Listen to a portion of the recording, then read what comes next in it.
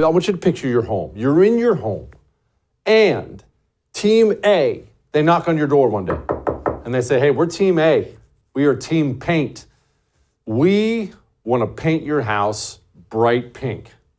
And you say, oh my gosh, no, that sounds terrible. I'm not part of the Air Force. I don't want a pink house, no. And standing right by Team A, they come running up to you. They come running up at that time and say, whoa, whoa, whoa, whoa, whoa, whoa, don't listen to Team A. They want to paint your house pink. We're Team B. We're going to stop them. We're going to stop them from painting your house pink. And you say to yourself, okay, that sounds good, because I don't want Team A to paint my house pink.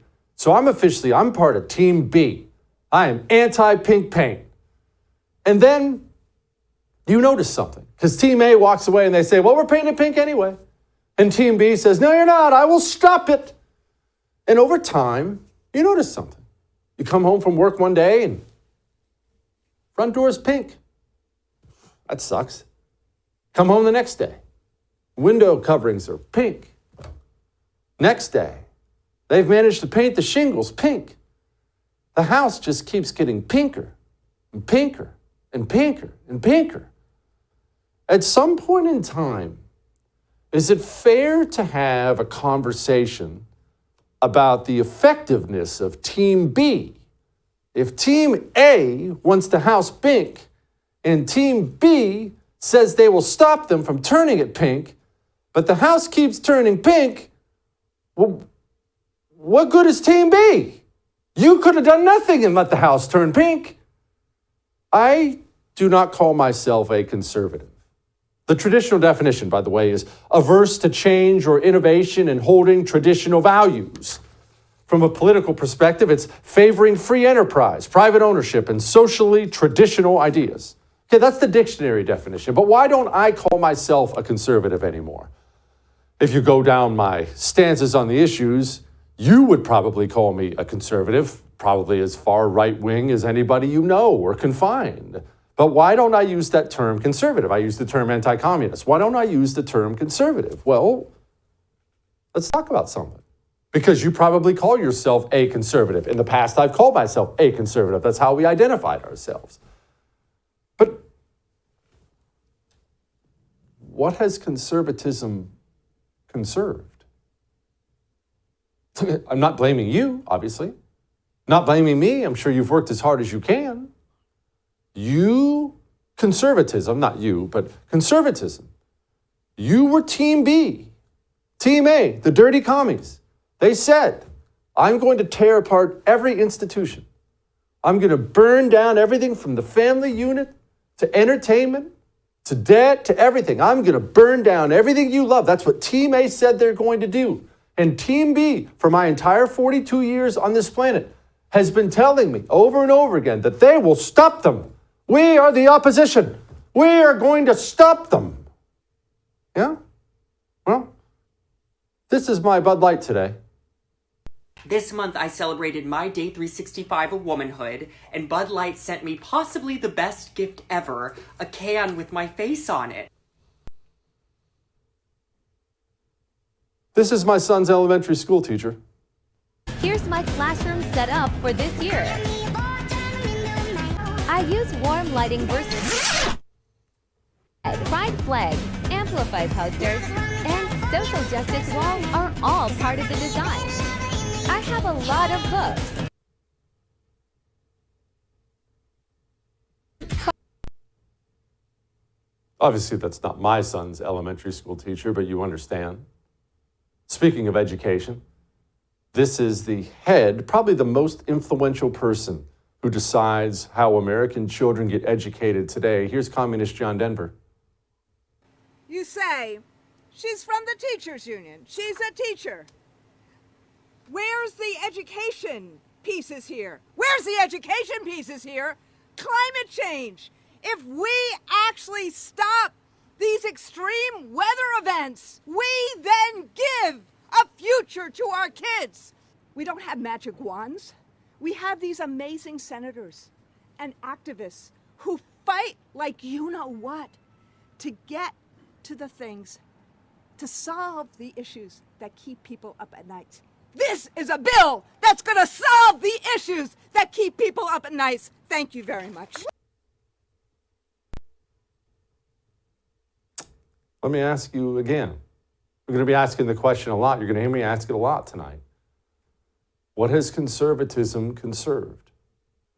When I was a child, if I got all my chores done or if I had a sick day at school or something like that, Dad was at work, Mom was at home, it was the ultimate treat in my house. My mom would make me a little egg sandwich, egg, mayo, bread, it's delicious, or even a bacon sandwich if I'd been really good.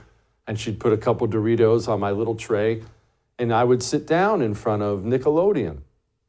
And I would watch things like old shows like The Rifleman, The Andy Griffith Show, shows where they taught people values, right, wrong. Do not lie. Do not steal. Always be brave. Do what is good. My children will never watch Nickelodeon or Nickelodeon Junior because they have dancing drag queens on them today. What has conservatism conserved? Okay, those are just cultural issues. Maybe we should get away from that icky stuff. After all, Jesse, it's dollars and cents that matter. Here's Mitch McConnell. So, admittedly, I'm pretty proud of the fact that with a Democratic president, a Democratic House, and a Democratic Senate, we were able to achieve, through this omnibus spending bill, essentially all of our priorities. That was Mitch McConnell announcing how proud he was that the GOP worked with the Democrats to pass a $1.7 trillion omnibus bill with nothing but government goodie handouts to everyone. What has conservatism conserved? And maybe you're sitting there right now, understandably, and maybe this is your argument. Maybe you're yelling at the TV, well, Jesse, that's Mitch McConnell. He's no conservative. He's no conservative. The people on the right, they're conservative. Okay? Let's think back to COVID. How many people in the United States Senate or United States House fought against the trillion-dollar bills passed by Democrat and Republican presidents? How many? How many of them said, no? How many of them on day one of 15 days to slow the spread stepped up and said, no, this is utter lunacy? How many? I don't know if you remember a bunch, but if you do, let me tell you, your memory's awfully fuzzy because I was there and I have a memory like a steel trap when it comes to people who betray me and betray my freedoms. And I remember there being like two guys in all of Washington, D.C. who stepped up and said, no, this is not a good idea. Why is our border wide open? Illegals flood over our border. Well, Jesse, it's Joe Biden. It's Democrats. Joe Biden's been there like 15 minutes. Border's been open for about 6 decades. It's Democrats? Look, I understand there are wonderful people in the conservative movement. And again, maybe you call yourself one, and that's fine. But no matter which way you slice it, the movement has failed. It has been a failed movement. Now, my intention with this show, and we have a great special for you tonight, amazing guests and everything else, my intention is not to just point fingers and you suck and you failed and this is bad and this is bad. My intention is to figure out why it has failed. And my intention is to figure out how our next movement, the anti-communist movement, how it can succeed where conservatism has failed. Because rest assured, I have no interest in losing gracefully, in doing things the right way and coming out on the losing end. I'm interested in victory. I'm interested in making sure the demons don't continue to run every single part of our culture. So you'll have to forgive me. I don't want to hear anything more about conservatism or how conservative somebody is. I want to hear about winning. I want to hear about anti-communism. I want to know why we have failed so far and how we can turn things around and succeed, because I don't want a pink house. You want to watch our special on George Washington? It's freaking awesome. Well, you can.